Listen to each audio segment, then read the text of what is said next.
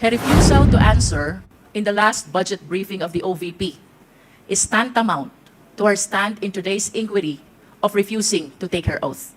How many Yeah. agencies today? With all due respect to the Before Honorable, But that is a question I will leave, and I will Yes, terminate but- my manifestation, Madam. Yes, but I will. I I believe, would like Mr. to Chair, that respond. this is still my time. Parliamentary Let inquiry, me- Mr. Chair. Parliamentary inquiry. What is the muna. parliamentary inquiry of the I would like Honorable to Abate? ask the Honorable Marcoleta, is he rebuking this committee?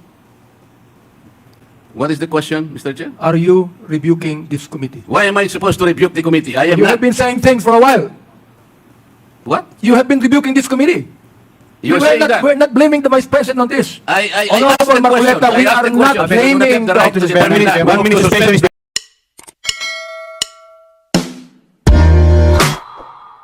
Thank you, Mr. Chair.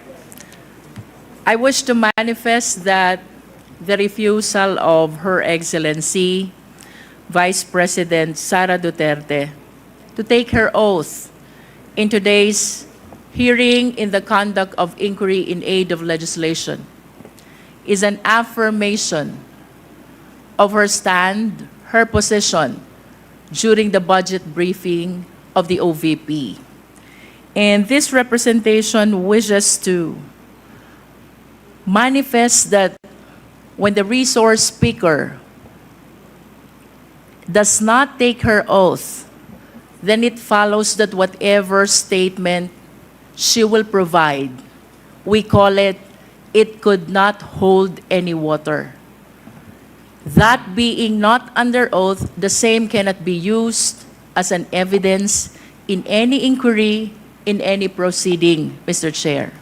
In other words, her refusal to answer in the last budget briefing of the OVP is tantamount to her stand in today's inquiry of refusing to take her oath. That is for manifestation, Mr. Chair.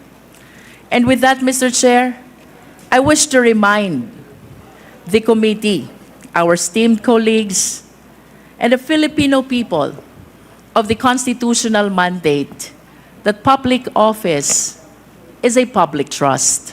When there is a question, we're bound to answer. We're bound to explain. As a matter of fact, no less than the Philippine Constitution provides, we are accountable to the Filipino people at all times. We are now confronted by the issue on confidential fund. And I wish to emphasize, ang confidential fund po ay pera ng taong bayan.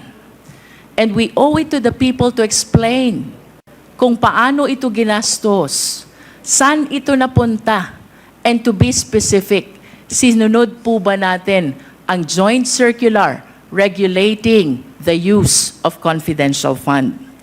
Mr. Chair, I wish to raise as well, to invoke as well, and remind our esteemed colleagues that pursuant to the separation of power, we, the Congress, is exercising the power to legislate.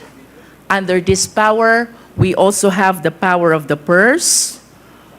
We can amend, we can revise, we can approve, and we can disapprove the budget that was proposed to us by the executive.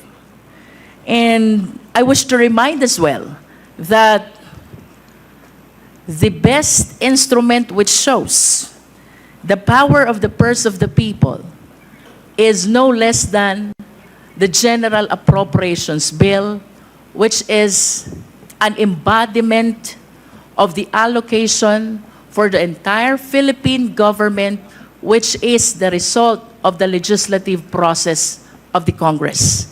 In other words, ang budget po ng ating bansa ay napapaloob din sa isang batas, saklaw ng kapangyarihan ng Kongreso, and that is the power to legislate. To be able to make sure that the power of the purse is properly exercised, we are granted as well by the oversight power.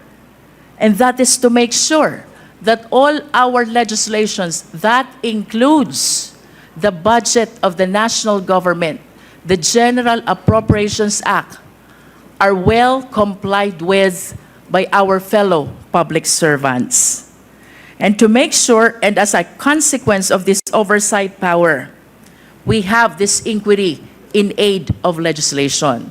So I just wish to remind the Filipino people, and that includes the OVP, ito po ay trabaho ng Kongreso. Busisiin ang budget.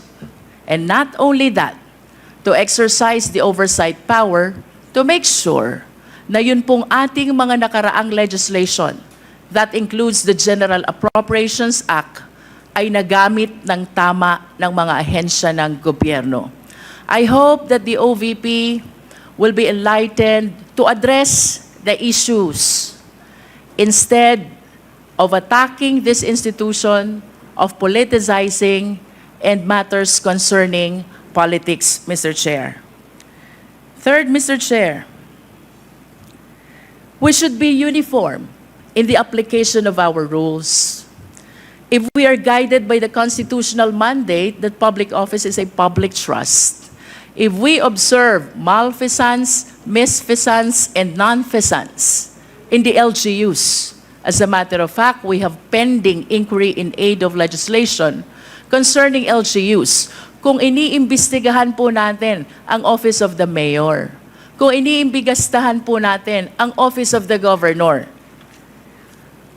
by equality under the law, we should conduct an investigation as well to the Office of the Vice President.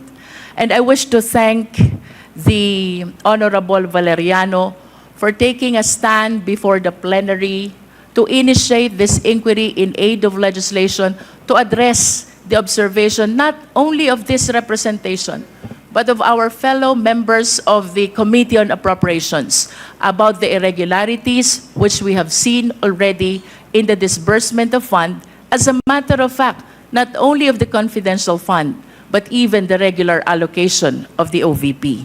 With that, Mr. Chair, may I proceed to my question for the COA. Kanina Yes. po, But after your lengthy manifestation, you have Mr. already Chair. consumed 4 just minutes. one question, Mr. Mr. Chair. Mr. Just Chair, one question. Yes, the Honorable Marcoleta. May I offer a counter manifestation, Mr. Chair? Later po, 1 minute na lang po siya and then Kasi I will baka record. makalimutan yung continuity, yung flow ng discussion. I'd like to ask only, Mr. Chair, by way of manifestation, is there anybody who is questioning the power of the purse of Congress? Is there anybody who is questioning the legislative function and oversight function of Congress? Is there? Because if there is none, then we are not supposed to overextend the discussion or any manifestation because nobody is questioning that. And I think nobody could question that. Even the privileged speech of the Honorable Valeriano. I think the proper question there, the proper title is not asserting the power of the purse. We should not assert it because that power is inherent in us. Asserting or not asserting that power is of no moment. Yun po ay birthright. Yun po is inherent right of Congress. And let me make of record, the office of the Vice President, to my mind, did not undermine the power of the purse. When she personally came in the first hearing and presented herself, including the budget by way of a PowerPoint presentation, she made a presentation, Mr. Chair.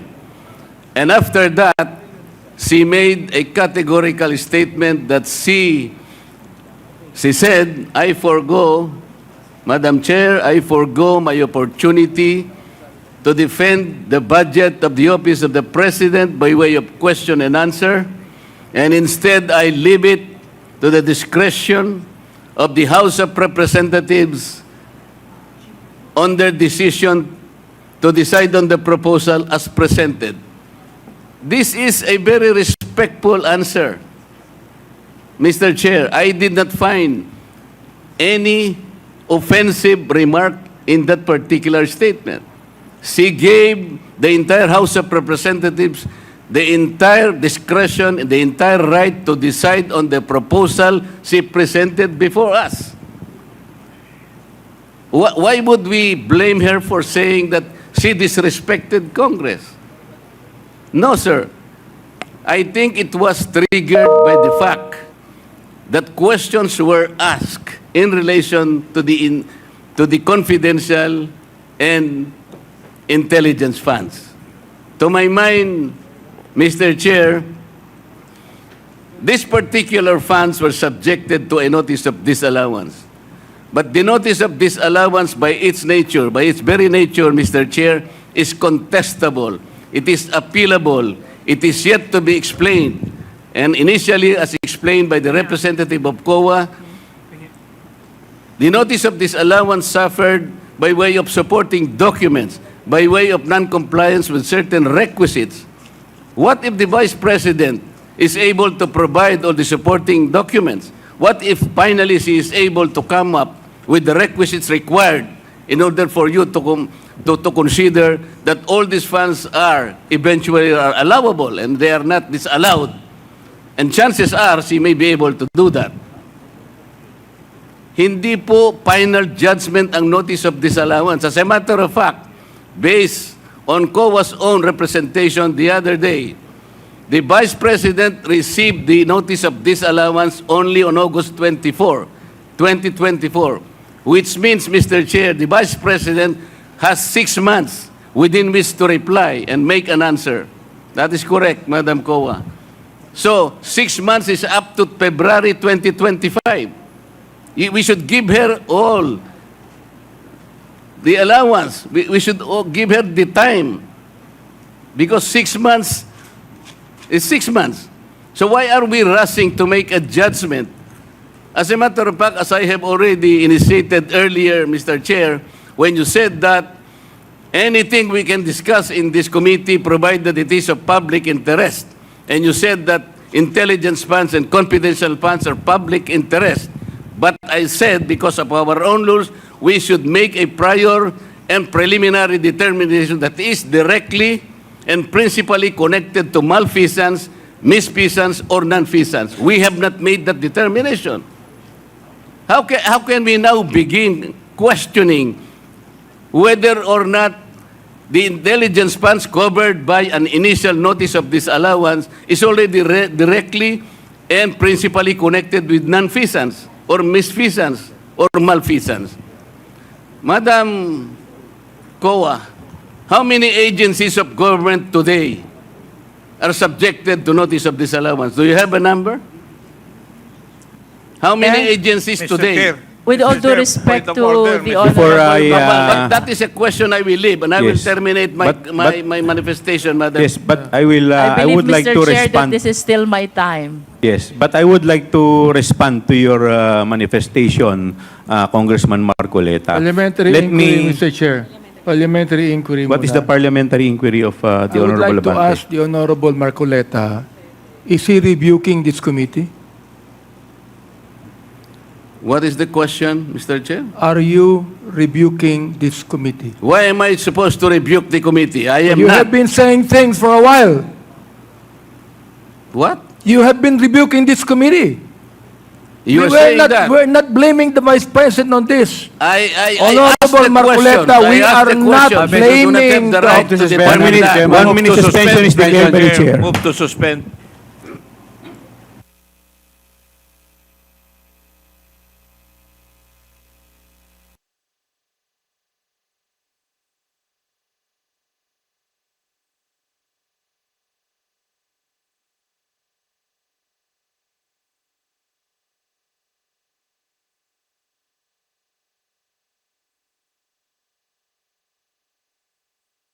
Before I recognize the Honorable Congressman Luistro, let me first respond to the manifestation of the Honorable Marcoleta. Let me cite Section 4, Rule 4, Section 1, last paragraph, which provides that the filing or pendency of a case before any court, tribunal, quasi-judicial or administrative body shall not stop or abate any inquiry conducted to carry out a legislative purpose. What we are doing right now is we are doing our mandate. This hearing is in aid of legislation. So, wala pa naman po tayong inaakusahan dito. The fact that the issue is still with COA and is still pending appeal, it does not stop this committee from conducting an inquiry in aid of legislation to conduct or to carry out our legislative purpose.